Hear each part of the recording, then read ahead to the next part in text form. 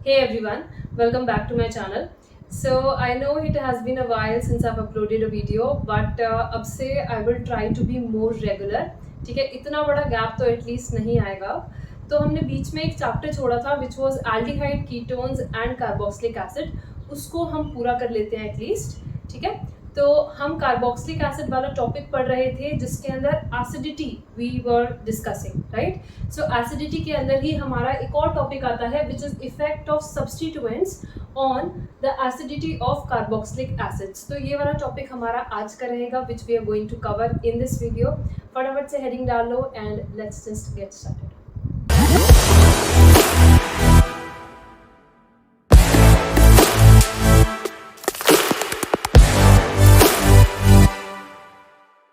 अगर तुमने इससे पिछले वाली वीडियो नहीं देखी है तो उसको ज़रूर देख लेना, क्योंकि पिछले वाली वीडियो और ये वाली वीडियो दोनों इंटरलिंक्ड है. ठीक है, उसका जो लिंक है वो मैं तुम्हें दे दूंगी on that I button above, तो उसको ज़रूर चेक करना, उसके बाद ही ये वाली वीडियो देखना. ऑलराइट, तो स्टार्ट करते हैं हम. देखो, हमें यहाँ पे देखना है कि कार्बोक्सिलिक एसिड के ऊपर क्या इफेक्ट आता है जब हम अलग अलग तरीके के ग्रुप्स उसके ऊपर अटैच करते हैं. उनकी एसिडिटी पे क्या इफेक्ट आता है, राइट. तो दो मेन तरीके के ग्रुप हम अटैच कर सकते हैं अपने कार्बोक्सिलिक एसिड पे, और फिर हम उनका इफेक्ट जो है चेक करेंगे. देखो, कौन से दो तरीके के ग्रुप हम अटैच करेंगे. पहला होगा हमारा इलेक्ट्रॉन डोनेटिंग ग्रुप. ठीक है, इलेक्ट्रॉन डोनेट करने वाला, इलेक्ट्रॉन देने वाला ग्रुप. और दूसरा होगा हमारा इलेक्ट्रॉन विड्रॉइंग ग्रुप. ये दो तरीके के ग्रुप हम अपने कार्बोक्सिलिक एसिड पे अटैच करेंगे और चेक करेंगे क्या कार्बोक्सिलिक एसिड की एसिडिटी हमारी इंक्रीज हो जाती है या फिर वो डिक्रीज हो जाती है, राइट. तो सबसे पहले स्टार्ट करते हैं विद द फर्स्ट वन. अगर हमने इलेक्ट्रॉन डोनेटिंग ग्रुप अटैच किया है, देखो इलेक्ट्रॉन डोनेटिंग ग्रुप का एग्जाम्पल हम क्या ले सकते हैं. सबसे ज्यादा कॉमन एग्जाम्पल हम ले सकते हैं एल्काइल ग्रुप का. ठीक है, तो यहाँ पे लिख लेते हैं कोई भी एल्काइल ग्रुप हम यहाँ पे ले सकते हैं which would act as electron releasing group या फिर इलेक्ट्रॉन डोनेटिंग. ठीक है, तो कार्बोक्सिलिक एसिड हमारा होता है, जैसे कोई भी तुमने ले लिया RC डबल बॉन्ड OH. ठीक है, ये हमारा कार्बोक्सिलिक एसिड है. अब देखो, जब भी कोई कार्बोक्सिलिक एसिड हमारा H+ आयन लूज कर देगा, लेट्स से इसने क्या किया, H+ आयन लूज कर दिया यहाँ से, तो ये किस में कन्वर्ट हो जाएगा, RC डबल बॉन्ड O- और ये H+ आयन इसने रिलीज कर दिया, राइट. तो ये जो RC डबल बॉन्ड O- हमारा फॉर्म होता है, इसको हम क्या बोलते हैं, इसको हम बोलते हैं conjugate base of our acid. क्या बोलेंगे इसको, इसको बोला जाता है कॉन्जुगेट बेस. किसका, इस एसिड का कॉन्जुगेट बेस, राइट. इसके बारे में भी पूरा मैंने डिस्कशन किया हुआ है इससे पिछली वाली वीडियो में, तो उसको जरूर देख लेना एक बार. ठीक है, तो कॉन्जुगेट एसिड हमारा जितना ज्यादा स्टेबल होता है, हम ये बोलते हैं उतनी ज्यादा स्ट्रेंथ होगी हमारे एसिड की. ठीक है, दोबारा सुना क्या बोला, जितना ज्यादा स्टेबल कॉन्जुगेट बेस होगा उतनी ज्यादा स्ट्रेंथ हमारे एसिड की होगी. तो अगर हमें ये चेक करना है कि भाई इलेक्ट्रॉन डोनेटिंग ग्रुप और विड्रॉइंग ग्रुप अटैच करने से क्या हमारा एसिड ज्यादा एसिडिक हो रहा है या कम एसिडिक हो रहा है, तो वो चेक करने के लिए हम क्या कर सकते हैं, हम उनके कॉन्जुगेट बेस की स्टेबिलिटी चेक कर सकते हैं. क्योंकि हमें पता चल गया कि जो स्टेबिलिटी ऑफ कॉन्जुगेट बेस है, स्टेबिलिटी ऑफ कॉन्जुगेट बेस, ये डायरेक्टली प्रोपोर्शनल है किसके, स्ट्रेंथ ऑफ एसिड के. जितना ज्यादा स्टेबल कॉन्जुगेट बेस होगा उतना ही ज्यादा स्ट्रॉन्ग हमारा एसिड होगा.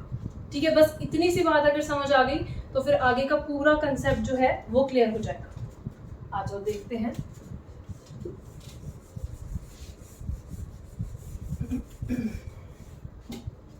देखो, सबसे पहले हम यहाँ पे एक इलेक्ट्रॉन विड्रॉइंग ग्रुप अटैच करके देखते हैं. ठीक है, सो हम ना डायरेक्टली इलेक्ट्रॉन विड्रॉइंग ग्रुप जो है वो अपने चलो एसिड पे अटैच कर लेते हैं.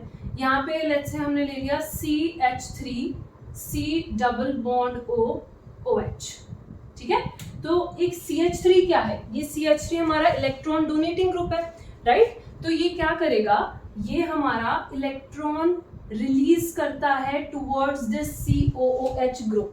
ये इलेक्ट्रॉन्स देगा COH ग्रुप को, जिसकी वजह से क्या इफेक्ट पड़ेगा, देखो जैसे जैसे ये हमारा इलेक्ट्रॉन्स डोनेट करता जाएगा वैसे वैसे ये जो OH बॉन्ड है इसके ऊपर हमारी इलेक्ट्रॉन डेंसिटी बढ़ जाएगी, ऑक्सीजन के ऊपर इलेक्ट्रॉन डेंसिटी बढ़ जाएगी, जिसकी वजह से हमारा OH बॉन्ड बन जाता है लेस पोलर। क्या हो जाएगा, ये लेस पोलर हो जाएगा नेचर में, और जितना ज्यादा कम पोलर होता जाएगा उतना ज्यादा हमारे H+ का जो रिलीज है, H+ का निकलना यहाँ से मुश्किल होता जाएगा। ठीक है, सिंपल सी बात है, जितना ज्यादा पोलैरिटी कम होती है हमारे बॉन्ड की उतनी ज्यादा इसकी ब्रेकिंग जो है वो मुश्किल हो जाती है। जितना ज्यादा पोलर बॉन्ड होता है, जितना ज्यादा सेपरेशन ऑफ चार्जेस होता है, उतना ज्यादा तोड़ना उसको इजी होता है। देखो इसको एक और तरीके से समझाती हूँ। ठीक है, जैसे अभी मैंने बताया स्टेबिलिटी ऑफ कॉन्जुगेट बेस, इस वाले कंसेप्ट से समझो, उससे ज्यादा अच्छे से समझ आएगा। ठीक है, हम क्या करेंगे, जैसे ये एसिटिक एसिड तो हमने ले ही रखा है, राइट। अब इस एसिटिक एसिड का कॉन्जुगेट बेस बना देते हैं। तो इसका कॉन्जुगेट बेस देखो क्या हो जाएगा, CH3 single bond C double bond O, इसको ऐसे दिखाओ थोड़ा, ये हो जाएगा C डबल बॉन्ड O और O-। अब हमें पता है कि ये जो कॉन्जुगेट बेसिस होते हैं हमारे, ये हमारे रेजोनेंस स्टेबलाइज्ड होते हैं, राइट। इनमें रेजोनेंस चल रहा होता है, ये चार्ज यहाँ शिफ्ट होता है, फिर ये पाई बॉन्ड यहाँ शिफ्ट हो जाता है, जिसकी वजह से हमारा कुछ इस तरीके का स्ट्रक्चर बन जाता है CH3 सिंगल बॉन्ड C, ये हो जाएगा O-, ये है डबल बॉन्ड O। ठीक है, तो हमारा नेगेटिव चार्ज बेसिकली यहाँ पे इस पूरे जगह पे डीलोकलाइज्ड रहता है, ऐसा हम बोल सकते हैं, है ना। नेगेटिव चार्ज यहाँ से यहाँ घूम रहा है ना, तो नेगेटिव चार्ज हम बोल सकते हैं कि पूरा यहाँ से यहाँ डीलोकलाइज्ड रहता है। तो इसका हम एक काम करते हैं, इसका हम रेजोनेंस हाइब्रिड बना लेते हैं। ठीक है, ये इसका रेजोनेंस हाइब्रिड बना लेते हैं O, और यहाँ पे पूरा हमारा जो नेगेटिव चार्ज है वो इस तरीके से डीलोकलाइज्ड है। ठीक है, अब देखो ये जो कॉन्जुगेट बेस बनाया है हमने एसिटिक एसिड का, क्या ये कॉन्जुगेट बेस स्टेबल है या फिर नहीं, ये हम एक बार चेक करते हैं। देखो CH3 कैसा ग्रुप है, CH3 हमारा इलेक्ट्रॉन रिलीजिंग ग्रुप है, ये ना प्लस आई इफेक्ट दिखाता है। प्लस आई इफेक्ट मतलब कि इलेक्ट्रॉन रिलीजिंग इफेक्ट, तो ये इलेक्ट्रॉन देता जाएगा इस साइड। ठीक है, तुम्हें दिख रहा है कि ऑलरेडी हमारे इस वाले पार्ट पे नेगेटिव चार्ज डीलोकलाइज्ड है, मतलब उसके सर पे ऑलरेडी नेगेटिव चार्ज का भार है। ठीक है, और ये CH3 क्या कर रहा है, ये CH3 कह रहा है कि ये थोड़ा सा और भार उठा ले, तो क्या इसको अच्छा लगेगा, ये बिल्कुल भी नहीं, है ना। ऑलरेडी उसके सर पे नेगेटिव चार्ज का भार है और ये और दिए जा रहा है, ये उसकी परेशानियां और बढ़ा रहा है। यानी कि ये CH3 ग्रुप जो कि एक इलेक्ट्रॉन डोनेटिंग या इलेक्ट्रॉन रिलीजिंग ग्रुप है, ये क्या कर रहा है, ये हमारे कॉन्जुगेट बेस को डीस्टेबलाइज कर रहा है। ठीक है, यहाँ पे क्या कर रहा है, डीस्टेबलाइजेशन ऑफ नेगेटिव चार्ज। और क्योंकि यहाँ पे डीस्टेबलाइजेशन हो रहा है नेगेटिव चार्ज का, इसीलिए हम क्या कहेंगे कि ये कॉन्जुगेट बेस इतना ज्यादा स्टेबल नहीं है। और क्योंकि कॉन्जुगेट बेस स्टेबल नहीं है इसीलिए हमारा जो एसिड होगा उसकी स्ट्रेंथ भी क्या होगी, कम होगी। ठीक है, तो हम क्या इन्फ्रेंस निकाल सकते हैं यहाँ से, हम ये बोल सकते हैं कि जब भी हम अपने कार्बोक्सिलिक एसिड पे एक इलेक्ट्रॉन डोनेटिंग ग्रुप अटैच करते हैं तो वो क्या करता है, कॉन्जुगेट बेस का डीस्टेबलाइजेशन करता है। ठीक है, डीस्टेबलाइजेशन कर देगा, जिसकी वजह से हमारी जो स्ट्रेंथ होगी एसिड की वो कम हो जाती है। ठीक है, इसी तरीके से हम चेक कर लेते हैं कि जो हमारे इलेक्ट्रॉन विड्रॉइंग ग्रुप्स होते हैं इसका क्या इफेक्ट पड़ेगा हमारे कार्बोक्सिलिक एसिड पे। ठीक है, तो हम यहाँ पे देखो इलेक्ट्रॉन विड्रॉइंग ग्रुप हमें चाहिए, मेनली हम हैलोजेंस यहाँ पे यूज करते हैं, बट उसके अलावा और भी ग्रुप्स हम यूज कर सकते हैं, जैसे कि Cl हो गया, NO2 हो गया, PH हो गया, इसके बारे में बात करेंगे। ठीक है, तो चलो एक एग्जांपल लेके देखते हैं। लेट्स से हमने यहाँ पे लिया Cl CH2 C double bond O OH। ठीक है, हमारे इस एसिड से हमने यहाँ पे क्लोरीन ग्रुप अटैच कर दिया। अब क्लोरीन ग्रुप क्या होता है? क्लोरीन हमारा एक इलेक्ट्रॉन विड्रॉइंग ग्रुप होता है। ये ज्यादा इलेक्ट्रोनेगेटिविटी है इसकी कार्बन के कंपैरिजन में, राइट? तो ये क्या करेगा? अपनी तरफ इलेक्ट्रॉन्स को विड्रॉ करता है, खींचता है ये इलेक्ट्रॉन्स को। तो अगर ये इलेक्ट्रॉन्स को अपनी तरफ खींचेगा तो क्या होगा? देखो यहाँ से भी पूरे इलेक्ट्रॉन्स खींचते हुए चले जाएंगे।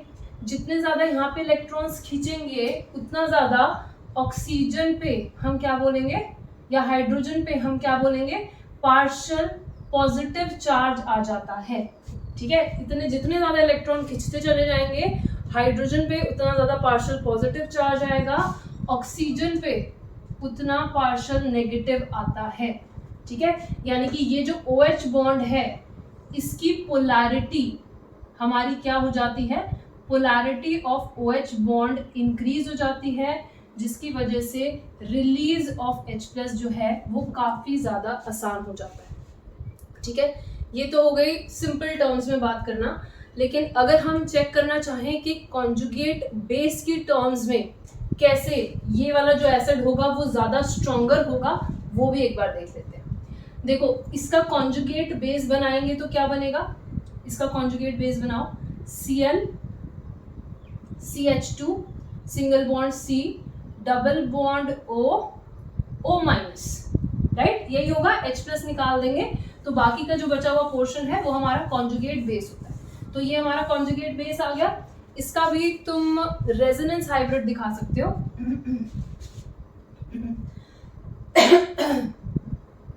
इसका रेजोनेंस हाइब्रिड देखो कैसा दिखेगा, कुछ इस तरीके से, क्योंकि हमें पता है कि ऑक्सीजन इस पूरे एरिया में हमारा जो नेगेटिव चार्ज है वो डीलोकलाइज हो रहा है, राइट? तो हम यहाँ पे क्या करेंगे? पूरा ऐसे डीलोकलाइजेशन दिखा देंगे। तो ये हो गया हमारा कॉन्जुगेट बेस। अब ये जो कॉन्जुगेट बेस है इसमें लगा है एक इलेक्ट्रॉन विड्रॉइंग ग्रुप। ये रहा, ये क्या करेगा? अपनी तरफ इलेक्ट्रॉन्स को विड्रॉ करेगा, खींचेगा इलेक्ट्रॉन्स को, राइट? तो देखो इस पूरे के ऊपर तुम्हें दिख रहा है कि भारी नेगेटिव चार्ज बैठा हुआ है ना? यहाँ पे उसके सर पे पूरा नेगेटिव चार्ज हमारा डिस्पर्स्ड है। तो जैसे ही ये क्लोरीन इसका भार थोड़ा सा कम कर देगा, सोचो ये इसके ऊपर भार था इतना ज्यादा नेगेटिव चार्ज का, और क्लोरीन क्या कर रहा है? क्लोरीन उसके भार को थोड़ा सा कम कर रहा है, तो उसकी हेल्प भी तो कर रहा है ना। तो यहाँ पे ये डिस्पर्स कर देता है इस नेगेटिव चार्ज को क्लोरीन, या फिर बोल सकते हैं स्टेबलाइजेशन प्रोवाइड करता है कॉन्जुगेट बेस को। ठीक है, क्या करेगा क्लोरीन? ये करता है डिस्पर्सल ऑफ नेगेटिव चार्ज, जिसकी वजह से स्टेबलाइजेशन मिलता है कॉन्जुगेट बेस को। या फिर डिस्पर्सल वर्ड यूज नहीं करना तो तुम सीधा यूज कर सकते हो, स्टेबलाइजेशन करता है ये नेगेटिव चार्ज का। ठीक है, तो इलेक्ट्रॉन विड्रॉइंग ग्रुप इसकी मदद कर रहा है, और अल्टीमेटली जितना ज्यादा स्टेबल कॉन्जुगेट बेस रहेगा उतना ज्यादा एसिडिटी होगी हमारे एसिड की। ठीक है, तो इसीलिए हम कहते हैं कि इलेक्ट्रॉन विड्रॉइंग ग्रुप अटैच करने से हमारी जो एसिडिटी होती है कंपाउंड्स की या कार्बोक्सिलिक एसिड्स की वो बढ़ जाती है। ठीक है, देखो मैंने यहाँ पे कुछ इलेक्ट्रॉन डोनेटिंग और कुछ इलेक्ट्रॉन विड्रॉइंग ग्रुप्स लिए हैं और उनका एसिडिटी का ऑर्डर है वो लगाया। ठीक है, तो या तुम इसका डायरेक्टली स्क्रीनशॉट ले सकते हो या फिर लिख सकते हो अगर नोट्स बना रहे हो तो। ठीक है, एंड हम देखो इसको सीख भी सकते हैं कि कैसे हमें इन्हें याद रखना है, क्योंकि क्वेश्चन अगर आता है कि कुछ पर्टिकुलर कंपाउंड्स तुम्हें दे दिए जाएंगे और तुम्हें बोला जाएगा कि इनका एसिडिटी का ऑर्डर लगाओ, तो बहुत आसानी से लगाया जा सकता है। अभी इसके ऊपर हम कुछ क्वेश्चंस भी करेंगे।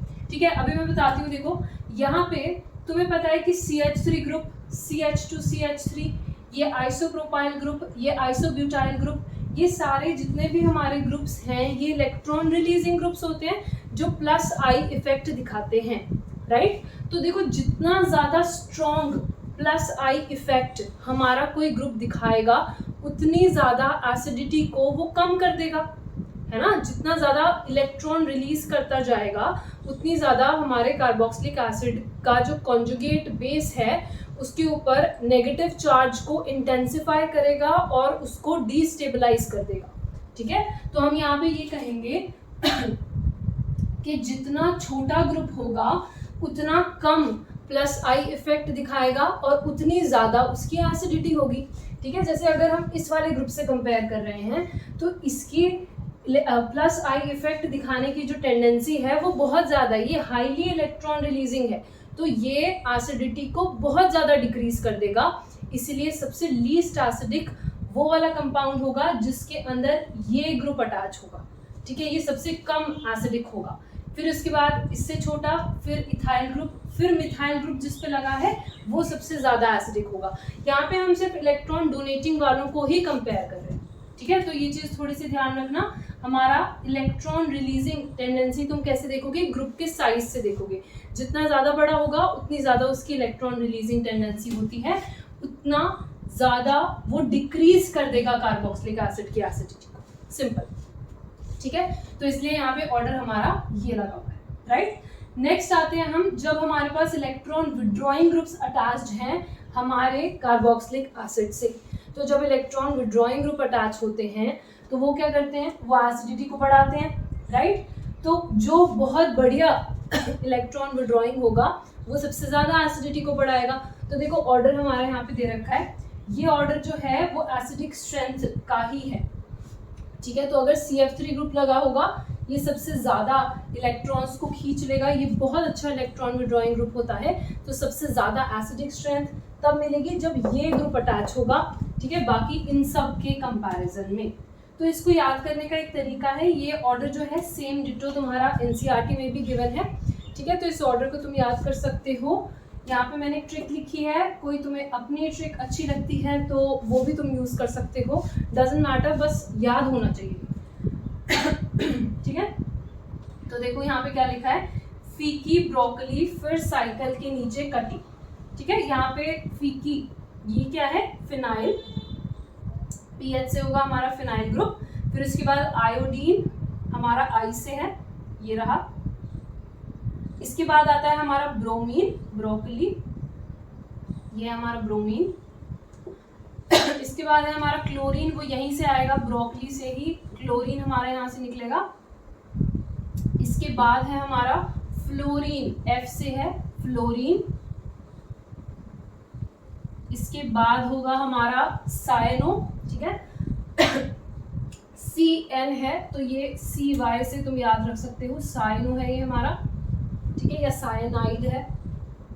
इसके बाद हमारा आता है N से, Ni बेसिकली ये नाइट्रो है, इसको ऐसे याद रखोगे, नाइट्रो ग्रुप है, ठीक है। इसके बाद आता है हमारा CF3, तो C से इसको याद रखना है बस हमें थोड़ा सा, तो ये क्या हो जाएगा हमारा ट्राइफ्लोरोमिथाइल ग्रुप है, ठीक है, ट्राइफ्लोरोमिथाइल ग्रुप है। देखो ऑब्वियसली इसमें तीन फ्लोरीन्स लगे हुए, तीन फ्लोरीन, सोचो कितना ज़्यादा हमारे जो इलेक्ट्रॉन्स हैं वो विड्रॉ कर लेंगे, तो बहुत ज़्यादा एसिडिटी जो है ये बढ़ा देता है, ठीक है। तो इसको तुम नोट डाउन कर लेना। एंड अब देखो हम थोड़े से और एग्जांपल्स यहाँ पे देखते हैं कि क्या क्या इफेक्ट आता है हमारे कार्बोक्सिलिक एसिड की एसिडिटी पे अगर हम उनमें नंबर ऑफ हैलोजेंस चेंज कर देते हैं, अगर हम उनमें टाइप ऑफ हैलोजेंस चेंज कर देते हैं, ठीक है। तो अलग अलग सिनेरियोज देखेंगे, उसके बेसिस पे हम एक बार एसिडिटी चेक करते हैं। तो सबसे पहले हम देखते हैं कि क्या इफेक्ट होता है अगर हम हैलोजन बदल देते हैं अपने कार्बोक्सिलिक एसिड में, ठीक है। जैसे देखो हमने यहाँ पे लिया है fluoro acetic acid, chloro acetic acid, bromo acetic acid, और फिर है हमारे पास आयोडो एसिटिक एसिड।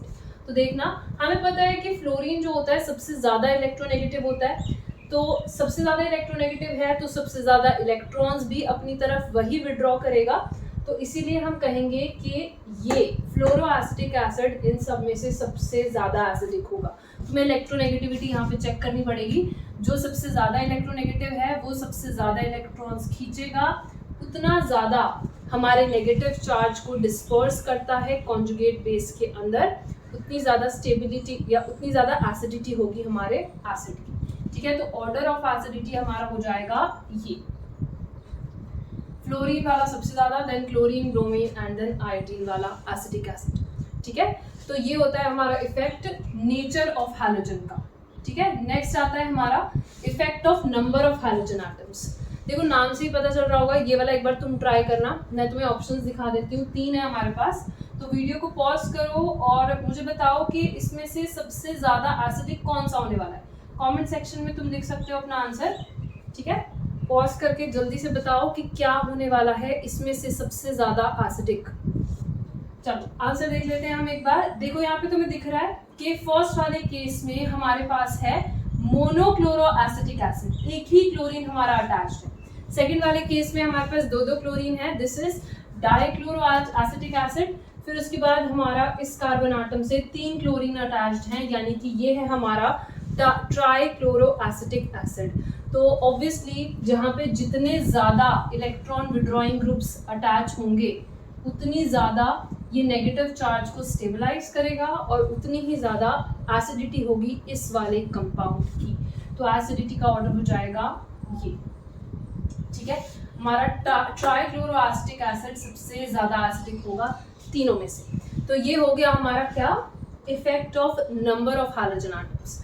अब देखो हम नेक्स्ट पे चलते हैं और देखते हैं कि पोजीशन ऑफ हैलोजन एटम से क्या फर्क पड़ेगा, ठीक है। यहीं पे चलो हम देख लेते हैं कि अगर हम यहाँ पे पोजीशन बदल दे हैलोजन एटम की तो उससे क्या इफेक्ट पड़ता है। और उसके बाद नेक्स्ट कैटेगरी हम देखेंगे जिसके अंदर हम हाइब्रिडाइजेशन से पता लगाएंगे कार्बन एटम की, ठीक है। अभी डालो effect of position of halogen, तीसरा वाला है, ठीक है, तीसरा इफेक्ट है ये, पोजीशन ऑफ हैलोजन। अब देखो पोजीशन से क्या फर्क पड़ेगा, हम एग्जांपल लेके देखते हैं एक बार।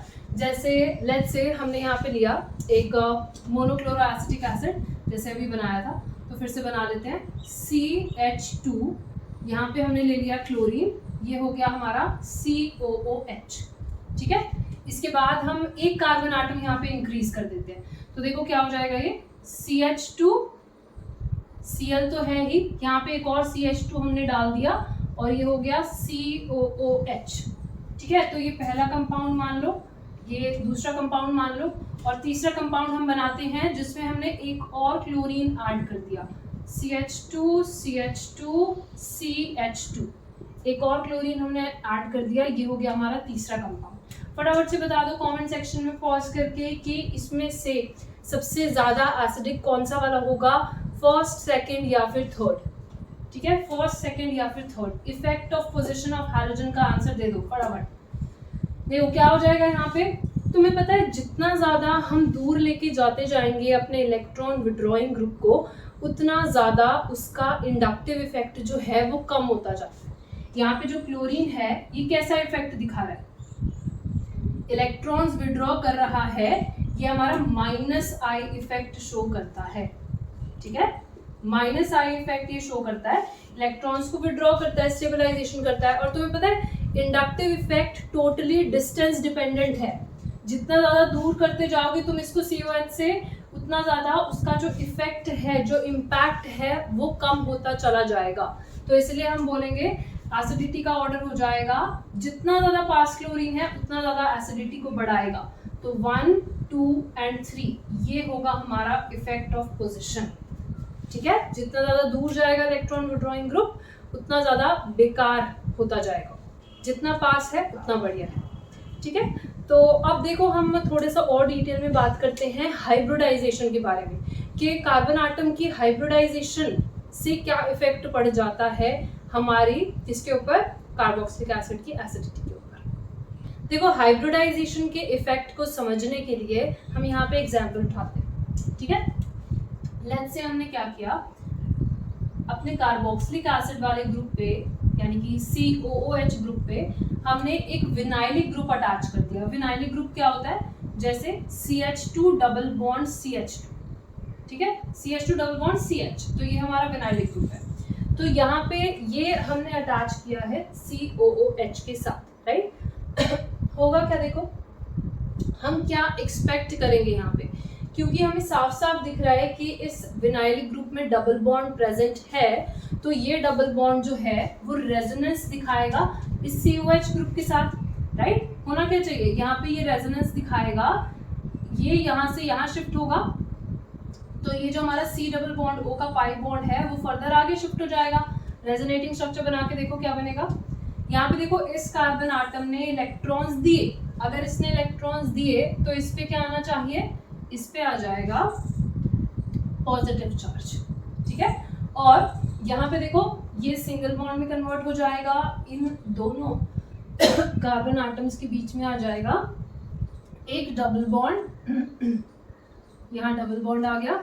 इसके बाद जो हमारा कार्बन आटम है और ऑक्सीजन, कार्बन और ऑक्सीजन के बीच में जो बॉन्ड है वो हमारा सिंगल बॉन्ड बन जाएगा। ऑक्सीजन पे आ जाएगा नेगेटिव चार्ज, ठीक है, दिख रहा है। ऑक्सीजन पे हमारी इलेक्ट्रॉन डेंसिटी शिफ्ट हो गई है, तो वहाँ पे क्या आ जाएगा, नेगेटिव चार्ज आ जाएगा। और यहाँ पे आ गया हमारा ये OH। तो ये हमारे रेजोनेटिंग स्ट्रक्चर्स हो जाएंगे इस विनाइलिक कार्बोक्सिलिक एसिड के लिए। तो रेजोनेंस इफेक्ट से तो हमें ये लग रहा है कि ये तो इलेक्ट्रॉन विड्रॉ करेगा, सॉरी ये तो इलेक्ट्रॉन डोनेट करेगा, यही तो नजर आ रहा है ना। देखो हमें क्या दिख रहा है यहाँ पे साफ साफ कि रेजोनेंस इफेक्ट चल रहा है, जिसके चलते इलेक्ट्रॉन्स हमारे दिए जा रहे हैं COH को।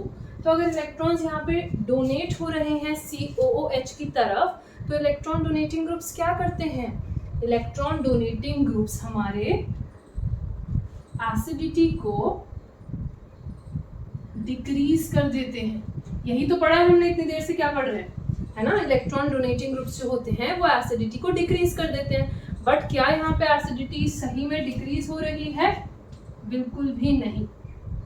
यहाँ पे देखो रेजोनेंस इफेक्ट से भी ज्यादा डोमिनेंट एक दूसरा इफेक्ट लग रहा है, जो है हमारा इंडक्टिव इफेक्ट, ठीक है। रेजोनेंट इफेक्ट से भी ज्यादा एक डोमिनेंट इफेक्ट लग रहा है, जो है हमारा इंडक्टिव इफेक्ट। इंडक्टिव इफेक्ट क्या लग रहा है, देखो जरा ध्यान से, फिर से बनाती हूँ मैं ये compound. CH2 double bond CH, single bond C, double bond O and OH। जरा मेरे को बताओ कि यहाँ पे जो कार्बन एटम है इसकी हाइब्रिडाइजेशन क्या हो, देखना जरा ध्यान से। हमारा ये जो कार्बन एटम है जो डायरेक्टली COH ग्रुप से लगा हुआ है, इसकी हाइब्रिडाइजेशन क्या है, ये डबल बॉन्डेड है, मतलब कि इसकी हाइब्रिडाइजेशन है sp2, ठीक है। और हमें पता है हमारी इलेक्ट्रोनेगेटिविटी का ऑर्डर क्या होता है, हम लिखते हैं इलेक्ट्रोनेगेटिविटी का order sp hybridised carbon atom ज्यादा इलेक्ट्रोनेगेटिव सबसे, फिर उसके बाद आता है sp2, फिर आता है sp, ठीक है, ये हमारा इलेक्ट्रोनेगेटिविटी का, फिर आता है sp3, ये हमारा इलेक्ट्रोनेगेटिविटी का ऑर्डर होता है, राइट। तो हम यहाँ पे क्या बोलते हैं, क्योंकि sp2 हाइब्रिडाइज्ड कार्बन आटम हमारा इलेक्ट्रोनेगेटिव है नेचर में, इसीलिए ये इलेक्ट्रॉन डेंसिटी यहाँ से विड्रॉ करता है, और क्योंकि ये इलेक्ट्रॉन विड्रॉइंग है अब, इसीलिए ये एसिडिटी को इंक्रीज कर देगा, क्योंकि हम देख चुके हैं इलेक्ट्रॉन विड्रॉइंग ग्रुप्स एसिडिटी को इंक्रीज करते हैं, ठीक है। तो इसीलिए क्योंकि हाइब्रिडाइजेशन देखो sp2 है, वो इलेक्ट्रोनेगेटिव है, इसीलिए ये क्या करेगा, एसिडिटी को डिक्रीज नहीं करता है। रेजोनेंस देखोगे तो तुम्हें लगेगा डिक्रीज हो जाएगा, बट वो गलत है, ठीक है। डोमिनेंट इफेक्ट है माइनस साइड इफेक्ट, जो इलेक्ट्रॉन खींच रहा है, जिसकी वजह से हम बोलेंगे कि हमारी एसिडिटी जो है यहाँ पे वो क्या हो जाएगी, वो हमारी इंक्रीज हो जाएगी, -I इफेक्ट लगता है। क्लियर हो गई होगी अब तो बात, है ना। तो ये हम विनाइल ग्रुप के केस में भी देख सकते हैं, और सेम चीज हम फिनाइल ग्रुप के केस में भी देख सकते हैं। देखो वो भी मैं तुम्हें एक बार दिखा देती हूँ, ठीक है। ये तो हमारा विनाइलिक ग्रुप का हो गया, ऐसे ही हम फिनाइलिक ग्रुप का भी देख सकते हैं। देखो फिनाइलिक ग्रुप में भी सेम ही चीज है, वहां पे भी हम एक्सपेक्ट कुछ कर रहे हैं, हो कुछ जाएगा। जैसे लेट्स से मैंने यहाँ पे लिया फिनाइल ग्रुप, ठीक है, PH, यहाँ पे हमने अटैच कर दिया C डबल बॉन्ड O और OH, ठीक है, ये ग्रुप हमने यहाँ पे अटैच कर दिया। तो तुम्हें साफ साफ दिख रहा है ना कि ये जो है कार्बन आटम ये डबल बॉन्डेड है। तो अगर ये डबल बॉन्डेड है मतलब कि ये sp2 हाइब्रिडाइज्ड है, ठीक है। तो यहाँ पे क्या होगा, ये जो PH ग्रुप है ये इलेक्ट्रॉन विड्रॉइंग ग्रुप की तरह एक्ट करता है। रेजोनेंस होगा, बिल्कुल होगा, ठीक है, लेकिन ये डोमिनेंट इफेक्ट नहीं है यहाँ पे। तो इसीलिए हम क्या बोलेंगे यहाँ पे, क्योंकि ये sp2 हाइब्रिडाइज्ड कार्बन आटम से अटैच है जो इलेक्ट्रोनेगेटिव होता है, जिसकी वजह से हमारे इलेक्ट्रॉन्स विड्रॉ होंगे, और इलेक्ट्रॉन्स विड्रॉ होंगे तो एसिडिटी जो होगी वो इंक्रीज हो जाती है, ठीक है। वही सेम चीज है अभी जो विनाइल वाले केस में देखी, एसिडिटी क्या हो जाएगी, बढ़ जाएगी। चलो मैं एक और एग्जांपल देती हूँ तुम्हें। लेट्स से हमने ट्रिपल बॉन्डेड वाला कंपाउंड ले लिया, हमने लिया CH triple bond C single bond C double bond OH। अब अगर इन दोनों में कंपेयर करें कि सबसे ज़्यादा एसिडिक कौन होगा, तो कौन होना चाहिए सबसे ज़्यादा एसिडिक? ये देखो हमारा sp2 हाइब्रिडाइज्ड कार्बन आटम है ना, लेकिन इस केस में हमारा ये जो है वो sp हाइब्रिडाइज्ड है। sp ज़्यादा इलेक्ट्रोनेगेटिव है sp2 से, तो ये ज़्यादा इलेक्ट्रॉन्स खींचेगा। अगर ये ज़्यादा इलेक्ट्रॉन खींचेगा तो कौन ज़्यादा एसिडिक? ये ज़्यादा एसिडिक, ठीक है। तो ये हमारा ज़्यादा एसिडिक हो जाएगा। देखो हमने हाइब्रिडाइजेशन का इफेक्ट तो बेसिकली देख ही लिया है यहाँ पे कि क्या होगा, ठीक है। जितना ज़्यादा इलेक्ट्रोनेगेटिव कार्बन आटम से हमारा COH ग्रुप अटैच होगा उतनी ज़्यादा एसिडिटी हो जाएगी हमारे एसिड की, राइट। अब हम क्या करते हैं, जैसे हमने पहले एलिफैटिक कंपाउंड्स का एलिफैटिक कार्बोक्सिलिक एसिड के ढेर सारे एग्जांपल देख लिए हैं, अब हम कुछ एरोमेटिक कंपाउंड्स के भी एग्जांपल देख लेंगे and then this topic will be finally over. तो 3 एरोमेटिक कार्बोक्सिलिक एसिड मैंने यहाँ पे लिए हैं, ध्यान से देखना जरा इनको। यहाँ पे देखो पहले वाले में तुम्हारा OCH3 ग्रुप अटैच्ड है, ये हमारा 4-मिथॉक्सी कार्बोक्सिलिक एसिड, 4-मिथॉक्सी बेंजोइक एसिड। फिर उसके बाद हमने लिया है सिंपल बेंजोइक एसिड, फिर उसके बाद है हमारा 4-नाइट्रोबेंजोइक एसिड। देखो अगर मैं तुम्हें बोलूं कि arrange these compounds in order of their pKa values, तो pKa वैल्यूज में तुम कैसे अरेंज करोगे? pKa और एसिडिटी में क्या रिलेशन होता है, ये हमने इसका जो पिछला पार्ट है उसमें सारा कवर किया हुआ है। याद दिला देती हूँ एक बार तुम्हें। pKa जो होता है हमारा, that is inversely related to the acidity of the compound, ठीक है। इन दोनों के बीच में इनवर्स रिलेशन होता है। तो जरा मेरे को बताओ क्या होगा इनके pKa का ऑर्डर। कमेंट सेक्शन में I will be waiting for your answers. देखना जरा, हम यहाँ पे इनको नंबर कर लेते हैं। चलो इसको बोल देते हैं 1, इसको बोल देते हैं 2, इसको बोल देते हैं 3। तुम्हें दिख रहा है पहले वाले कंपाउंड से हमारा OCH3 ग्रुप अटैच है। OCH3 क्या होता है हमारा?